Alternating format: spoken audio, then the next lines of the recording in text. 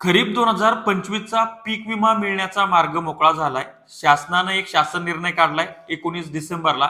त्याच्यामध्ये 31,46,00,000 रुपये वितरित करण्यास मंजुरी देण्यात आलेली. ती कशासाठी? तर जे पीक कापणी प्रयोग झालेले आहेत, पर पीक कापणी प्रयोग कर्मचाऱ्यांना 1,000 रुपये, त्याच्यानंतर सगळ्या पीक कापणी प्रयोगासाठी 10 कोटी रुपये, त्या ठिकाणी तालुका स्तर, उपविभाग स्तर, राज्य स्तर, विभाग स्तर, कार्यालयीन खर्च, स्टेशनरी खर्च, आकस्मिक खर्च, अशा सगळ्या खर्चासाठीचा हा निधी आहे. कार्यालय, या सगळ्या गोष्टीसाठी हा निधी आहे. आता एकंदर खरंच एवढा निधी लागणार होता का?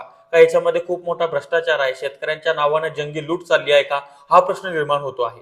परंतु आपला दुसरा महत्वाचा प्रश्न आहे की शेतकऱ्यांना पीक विमा कधी मिळणार. आता ही सगळी आकडेवारी महाराष्ट्र शासनाकडे गेली असेल, तिथनं केंद्र शासनाला जाईल आणि तिथनं ते पीक विमा कंपन्यांना येईल. पीक विमा कंपन्यांना आल्यानंतर 21 दिवसापर्यंत शेतकऱ्यांच्या खात्यामध्ये येणं अपेक्षित असतं, परंतु सध्या तसं घडताना दिसत नाही.